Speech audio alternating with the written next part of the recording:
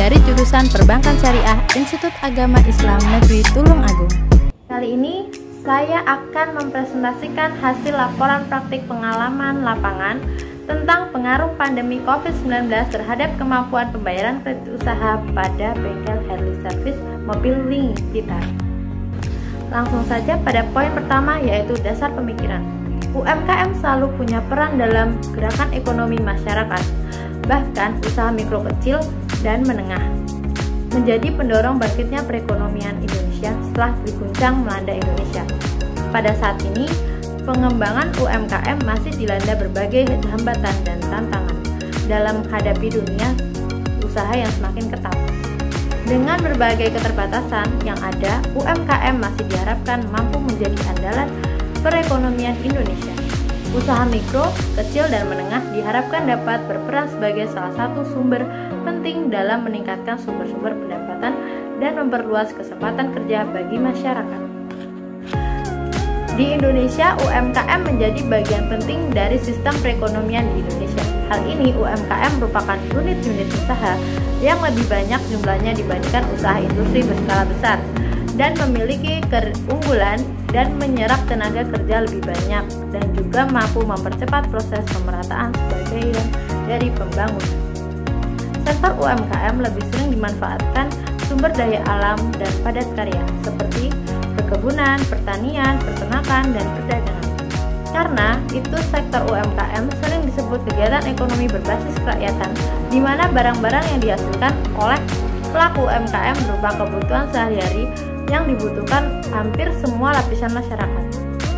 Ditinjau dari unit usaha pada sektor ekonomi UMKM yang memiliki usaha terbesar adalah sektor pertanian dan sektor peternakan, sektor kehutanan, perikanan, perdagangan, hotel, restoran, industri, pengolahan, pengangkutan, komunikasi, dan jasa-jasa. Pada dasarnya, UMKM juga selalu didukung oleh keuangan atau perbankan. Lembaga ini sebagai perantara pihak yang punya kelebihan dana. Dengan perbankan akan bergerak dalam kegiatan pengkreditan dan berbagai jasa yang diberikan bank-bank untuk melayani kebutuhan pembayaran, melancarkan mekanisme sistem pembayaran bagi semua sektor perekonomian. Bank adalah sumber dana terutama dalam bentuk kredit bagi masyarakat. Waktu PPL kali ini berbeda dari PPL-PPL sebelumnya, dikarenakan adanya COVID-19 yang merajalela di seluruh Indonesia dan dunia. Akhirnya, kami PPL di desa masing-masing. PPL ini dilaksanakan pada tanggal 5 Oktober sampai 6 November 2020 di Desa Pandean, Kecamatan Lingi, Kabupaten Blitar. Kali ini saya PPL di bengkel Harley Service UMKM di Desa Pandean, Kecamatan Lingi, Kabupaten Blitar. Desa Pandean merupakan salah satu desa yang ada di Kecamatan Lingi, Blitar. Batas wilayah di Desa Pandean yaitu sebelah utara Desa Tangkil, sebelah barat itu Desa Meru, sebelah selatan Desa Tumpuk, dan sebelah timur Desa Klemunan. Desa Pandean memiliki luas wilayah 3,7 km persegi, pemukiman warga 3.667 hektar, persawahan dan perkebunan.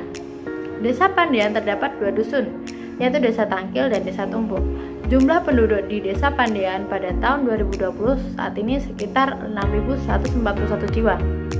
Sebagian besar di Desa Pandean didominasi oleh sektor pertanian dan pada masyarakatnya yang berprofesi sebagai petani. Namun, ada juga berprofesi sebagai guru, pegawai, pengusaha, industri kecil menengah. Salah satu industri bengkel servis mobil ini yang ada di Desa Pandean. Usaha bengkel servis ini bergerak di bidang jasa. Jasa servis yaitu kegiatan seorang mekanik melakukan pekerjaan melayani jasa perbaikan dan perawatan kendaraan mobil. Hal ini dapat dilakukan oleh orang-orang yang memiliki keahlian khusus. Salah satu bengkel head service mobil yang ada di Desa Pandean adalah bengkel Harley Service milik Pak Harley. Bengkel ini berdiri sejak tahun 2012. Awal mula berdirinya bengkel ini, beliau sebelum menikah sampai sudah menikah mulai berkembang. Awalnya Pak Harley bekerja juga di bengkel di daerah Lingi. Setelah 12 tahun bekerja di bengkel tersebut, akhirnya beliau memutuskan untuk berhenti dan beliau membangun usaha kecil-kecilan, yaitu juga bengkel, yaitu bengkel servis.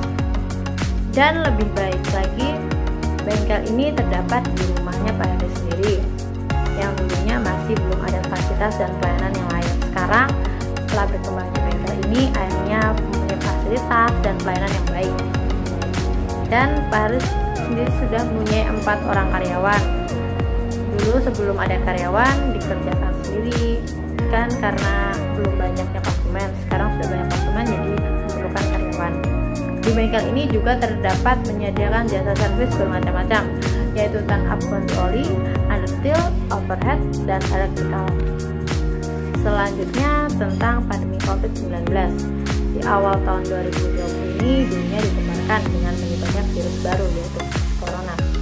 Asal muasal virus ini pertama kali muncul di pasar hewan dan makanan laut di kota Wuhan, Tiongkok, di akhir Desember 2019. Kemudian dilaporkan banyaknya pasien yang menderita virus ini, dan ternyata terkait dengan pasar hewan dan makanan laut tersebut. Di pasar tersebut dijual hewan liar seperti ular, kelawar, dan ayam. Diduga virus ini berasal dari kelawar. Virus ini menyebar dari hewan ke manusia, kemudian dari manusia ke manusia. Virus ini bisa mati dalam rentang waktu 5-7 hari. Masa inkubasi corona paling pendek berlangsung selama 3 hari. Sedangkan paling lama bisa sampai 10 hingga 12 hari.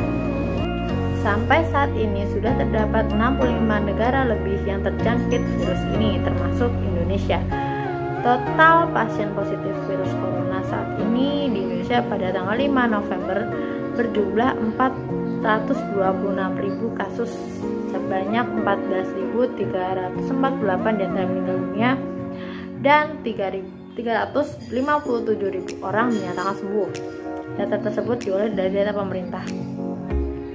Sudah banyak orang terkena virus ini, tidak memandang bulu, bahkan dari pejabat, artis, politik, dan masyarakat. Hal ini menjadi momok bagi seluruh warga Indonesia, bahwasanya virus ini bisa menyerang ke tubuh tanpa disadari. Namun kepanikan masyarakat saat ini, pemerintah pusat maupun daerah sedang berusaha untuk meminimalisir bertambahnya virus corona dengan cara membuat kebijakan yang saat ini diterapkan, seperti bekerja dari rumah, sekolah dari rumah, semua dilakukan secara di rumah atau online. Pemerintah menghimbau warga agar tetap menjauhi tempat-tempat yang ramai untuk sementara waktu agar tidak ada korban akibat coronavirus. Pemerintah memulai dengan adanya menerapkan kebijakan ini mengurangi dan bertambahnya kasus COVID-19. Namun hal ini ternyata membawa dampak buruk bagi perekonomian negara, karena wabah ini menurunkan tingkat laju pertumbuhan ekonomi Indonesia. Seiring menurunnya tingkat konsumsi, maka akan mengakibatkan ketimpangan pada beberapa indikator dalam laju perekonomian.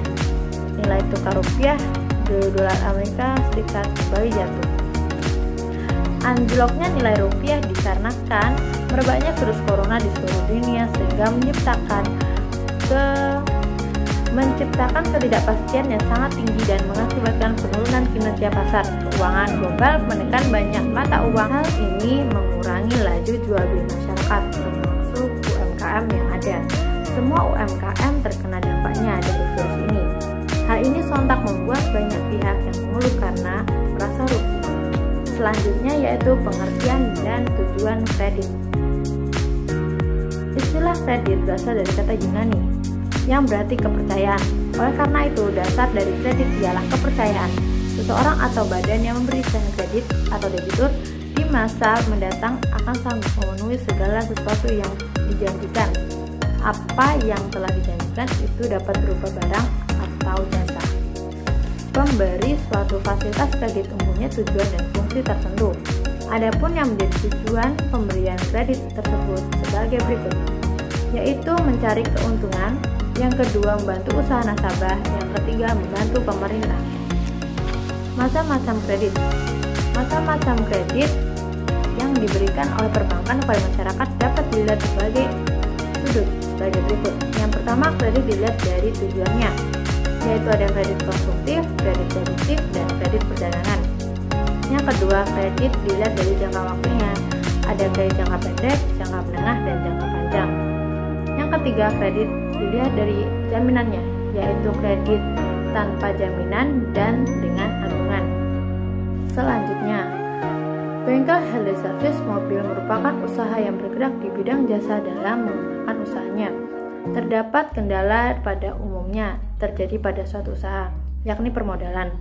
Hal tersebut karena bengkel tersebut didirikan oleh perorangan, sehingga menjalankan usahanya, bengkel Harley membutuhkan bantuan permodalan, yakni kredit usaha rakyat atau KUR di Bank Mandiri Ulingi. Sebagian besar digunakan untuk membeli kebutuhan peralatan dan perlengkapan servis.